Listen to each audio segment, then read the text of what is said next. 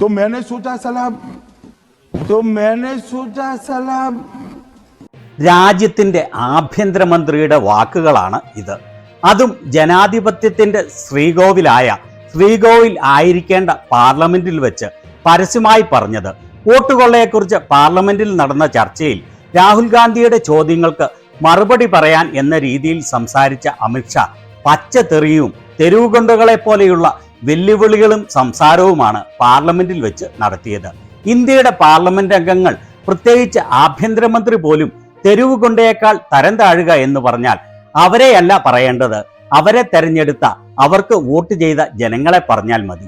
ഇയാളുടെ സംസ്കാരമില്ലാത്ത വാക്കുകളും രാഹുൽ ഗാന്ധി ചോദിച്ച ചോദ്യങ്ങൾക്ക് ഉത്തരം ഇല്ലാത്തതിനാലും അവസാനം സഭയിൽ നിന്ന് പ്രതിപക്ഷ അംഗങ്ങൾ ഒന്നാകെ ഇറങ്ങിപ്പോവുകയും ചെയ്തു.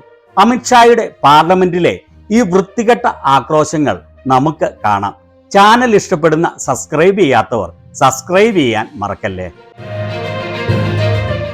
സാധാരണ രാജ്യങ്ങളുടെ എല്ലാം ജനപ്രതിനിധികൾ ആയി തിരഞ്ഞെടുക്കപ്പെടുന്നവർ നല്ല സംസ്കാരമുള്ള, വിവേകമുള്ള, പ്രൊഫഷണൽ ആളുകളാണ്. എന്നാൽ ഇന്ത്യയിലെ ജനങ്ങൾ വോട്ട് നൽകി അവരെ റെപ്രസെന്റ് ചെയ്യാൻ തിരഞ്ഞെടുക്കുന്നത് തെരുവ് ഗുണ്ടകളെയും വിദ്യാഭ്യാസവും വിവേകവും സംസ്കാരവും ഇല്ലാത്ത ആളുകളെയും ആണ് എന്ന് പറഞ്ഞാൽ എന്താണ് അല്ലേ? വോട്ടുകൊള്ളയെക്കുറിച്ചുള്ള ചർച്ചയിൽ രാഹുൽ ഗാന്ധിയുടെ ചോദ്യങ്ങൾക്ക് മറുപടി പറയാൻ എന്ന രീതിയിൽ പ്രസംഗിച്ച അമിത്ഷാ പറയുന്നത് കേട്ടുകൊള്ളൂ. निर्णय कर दिया, मगर मैं भी साहब थोड़ा ज्यादा सोचता हूँ, तो मैंने सोचा सलाम ये चुनाव आयोग कहता है कुछ नहीं हो रहा है, तो ये लोग आरोप क्यों लगा?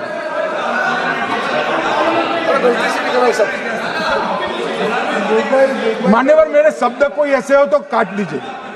काट दिया राहुल जी. തലയിൽ ചൊറിഞ്ഞുകൊണ്ട് ഒരുമാതിരി വികടന്മാരുടെ രീതിയിലാണ് സംസാരിക്കുന്നത് തന്നെ. എന്നിട്ട് പറഞ്ഞ വാക്ക് നിങ്ങൾ ശ്രദ്ധിച്ചോ? സാല. ഇന്ത്യൻ പാർലമെന്റിൽ ഇന്ത്യയുടെ ആഭ്യന്തരമന്ത്രി പരസ്യമായി പറഞ്ഞത് സാല എന്ന വാക്ക്. പച്ചത്തെറി.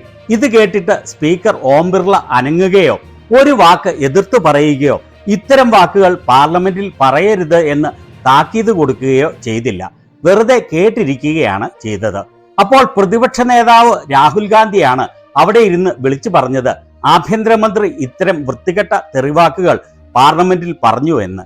എന്നിട്ടും സ്പീക്കർ അക്ഷരം മിണ്ടിയില്ല. രാഹുൽ ഗാന്ധി ഇത് ചൂണ്ടിക്കാട്ടിയപ്പോൾ സ്പീക്കറോട് പറയുകയാണ്, എന്റെ വായിൽ നിന്ന് അങ്ങനെ വന്നാൽ അത് കട്ട് ചെയ്തു കളഞ്ഞേക്കൂ. എന്നിട്ട് പ്രതിപക്ഷത്തോട് യാതൊരു കൂസലുമില്ലാതെ പറയുകയാണ്, അത് കട്ട് ചെയ്തു കളഞ്ഞു എന്ന്. രാഹുൽജി കട്ട് ചെയ്തു എന്ന് നിങ്ങൾ പല പ്രാവശ്യം കണ്ടിട്ടുള്ളതാവാം. പ്രതിപക്ഷത്തെ ആളുകൾ മാന്യമായ രീതിയിൽ സംസാരിക്കുമ്പോൾ പോലും സ്പീക്കർ അവിടെ കിടന്ന് അലറുന്നതും പാർലമെന്ററി മര്യാദകൾ പാലിക്കണമെന്നും ഇങ്ങനെ സംസാരിക്കാൻ അനുവദിക്കുകയില്ല എന്നും പ്രതിപക്ഷത്തോട് കിടന്ന് അലറുന്നത്. എന്നാൽ ആഭ്യന്തരമന്ത്രി ഇത്തരത്തിൽ പച്ചയ്ക്ക് തെറി പറഞ്ഞപ്പോൾ അയാൾ കേട്ടതായി നടിച്ചില്ല. രാഹുൽ ഗാന്ധി ചൂണ്ടിക്കാണിച്ചപ്പോഴും അയാൾ ഒന്നും പറഞ്ഞില്ല.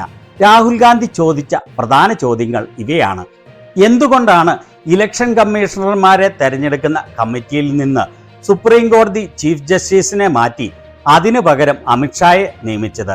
2023 പാർലമെന്റിൽ നിയമം മാറ്റി സുപ്രീം കോടതി ചീഫ് ജസ്റ്റിസിനെ ഇലക്ഷൻ കമ്മീഷണർമാരെ നിയമിക്കുന്ന സമിതിയിൽ നിന്ന് മാറ്റി. എന്നിട്ട് അമിത്ഷായും മോദിയും കൂടി ഇലക്ഷൻ കമ്മീഷണർമാർ ആരാണെന്ന് തീരുമാനിക്കും. അടുത്ത ചോദ്യം, എന്തുകൊണ്ടാണ് ഇലക്ഷന്റെ CCTV ഫുട്ടേജ് 45 ദിവസത്തിനുള്ളിൽ ഡിലീറ്റ് ചെയ്യും എന്ന നിയമം ഉണ്ടാക്കിയത്? 1962 മുതലുള്ള നിയമം മാറ്റിയാണ് 45 ദിവസത്തിനുള്ളിൽ ഇലക്ഷന്റെ എല്ലാ രേഖകളും നശിപ്പിക്കും എന്ന നിയമം കൊണ്ടുവന്നത്.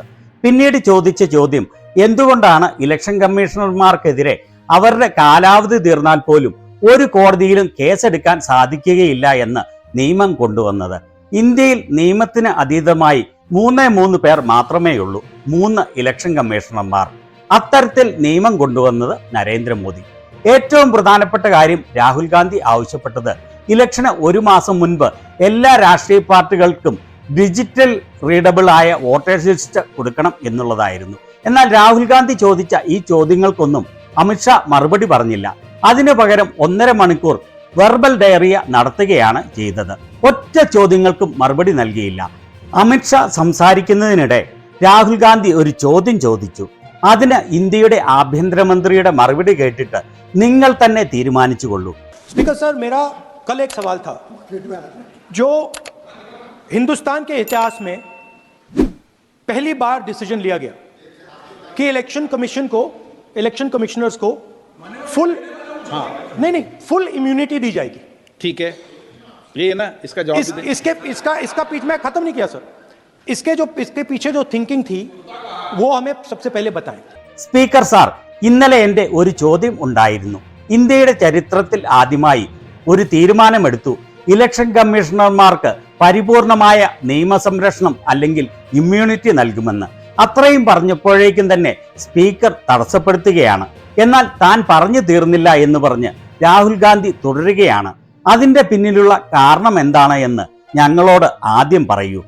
അതിനുള്ള ആഭ്യന്തരമന്ത്രിയുടെ മറുപടി കേട്ടുകൊള്ളൂ. मैं 30 साल से विधानसभा और संसद में जनप्रतिनिधि के रूप में चुनकर आता हूं। मुझे लंबा अनुभव है संसदीय प्रणाली का। विपक्ष के नेता महोदय कहते हैं कि पहले मेरी बात का आप जवाब दीजिए, मैं सुनना चाहता हूं। आपकी मुनसफी से संसद नहीं चलेगी। मेरे आप बोलने का क्रम मैं तय करूंगा।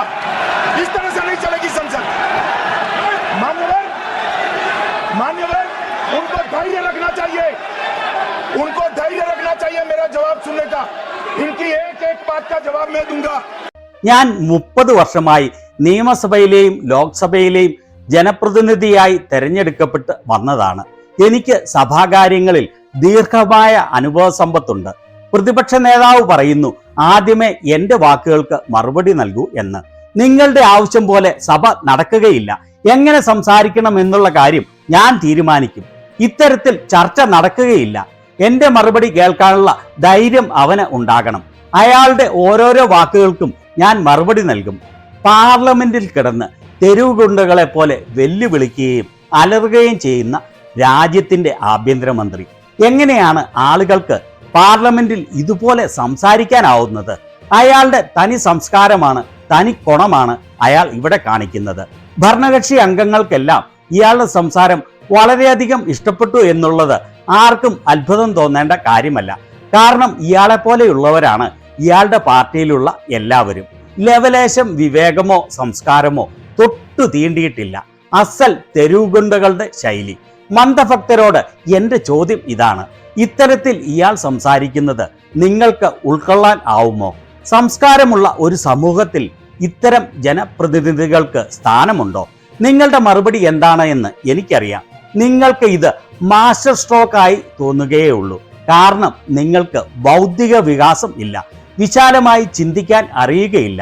ഇത്തരത്തിലുള്ള പ്രവൃത്തികൾ തെറ്റാണെന്ന് മനസ്സിലാക്കാനുള്ള സാമാന്യ ബോധമില്ല. ഇയാളുടെ ഈ ആക്രോശം കേട്ടുകഴിഞ്ഞപ്പോൾ പ്രതിപക്ഷം സഭയിൽ നിന്ന് ഇറങ്ങിപ്പോവുകയാണ് ചെയ്തത്. അപ്പോൾ ഏതോ വലിയ കാര്യം ചെയ്തതുപോലെ പാർലമെന്ററി കാര്യമന്ത്രി കിരൺ റിജിജു ആവേശത്തോടെ സംസാരിക്കുകയാണ്.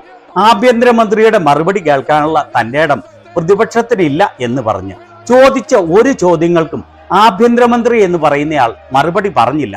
പകരം പച്ചത്തെറിയും തെരുവുഗുണ്ടകളെ പോലെയുള്ള ആക്രോശവും മാത്രമാണ് അയാൾ നടത്തിയത്. എന്നെ കാണുന്ന നിങ്ങളിൽ ആരെങ്കിലും കേന്ദ്ര ആഭ്യന്തരമന്ത്രിയുടെ ഇത്തരത്തിലുള്ള പച്ചത്തെറിയും തെരുവുഗുണ്ടകളെ പോലെയുള്ള വെല്ലുവിളിയും ആക്രോശവും പച്ചയ്ക്ക് പക്ഷപാതപരമായി പെരുമാറുന്ന സ്പീക്കറുടെ നടപടിയെയും അംഗീകരിക്കുന്നുണ്ടോ? നിങ്ങളുടെ അഭിപ്രായങ്ങൾ സഭ്യമായ ഭാഷയിൽ രേഖപ്പെടുത്താൻ മറക്കല്ലേ.